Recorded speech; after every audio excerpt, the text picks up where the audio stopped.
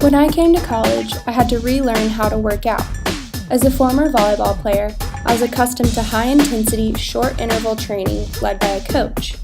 I considered taking up running, but my rehab from an ACL tear only allowed for low-impact exercise.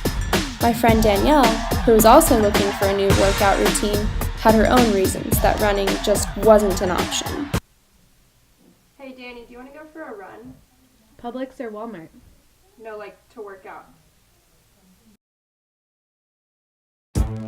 Danielle doesn't even fully understand what running is.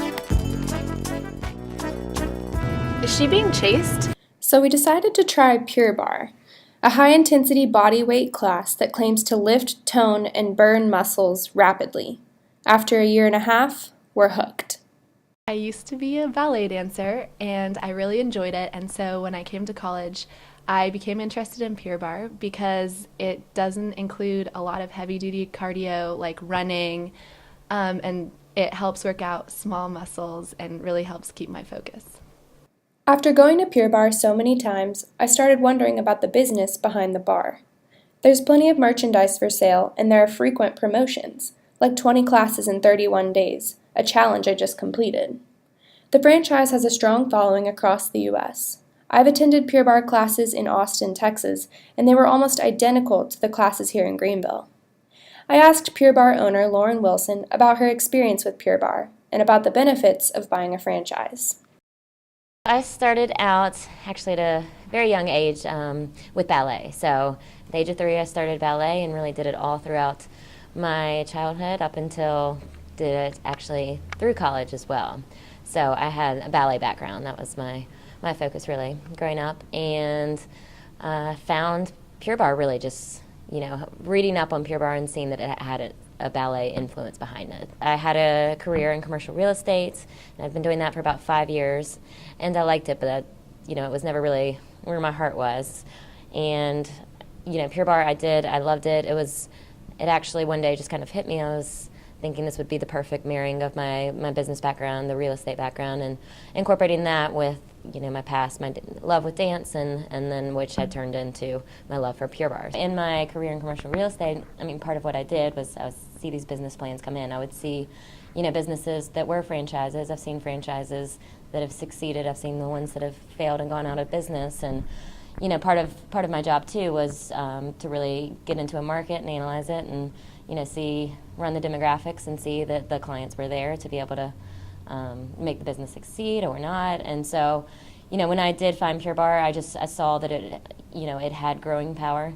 Seeing the success of Pure Barre and being able to have, the business plan kind of there in place, and you have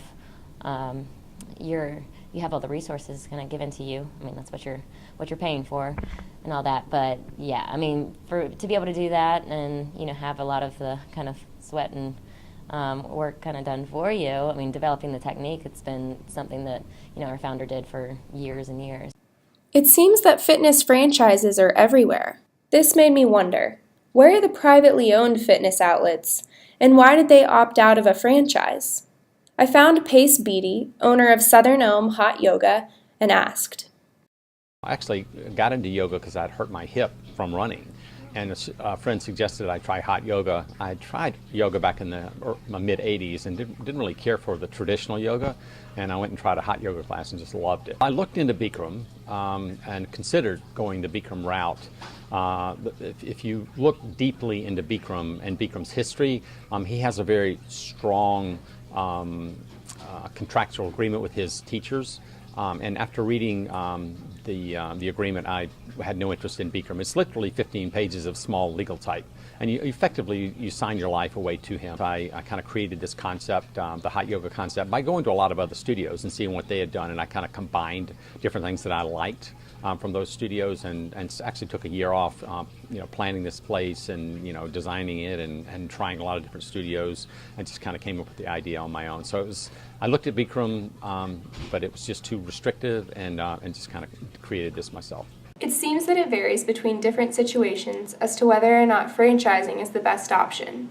It worked for Lauren, but Pace found the contract of a hot yoga franchise to be too restrictive.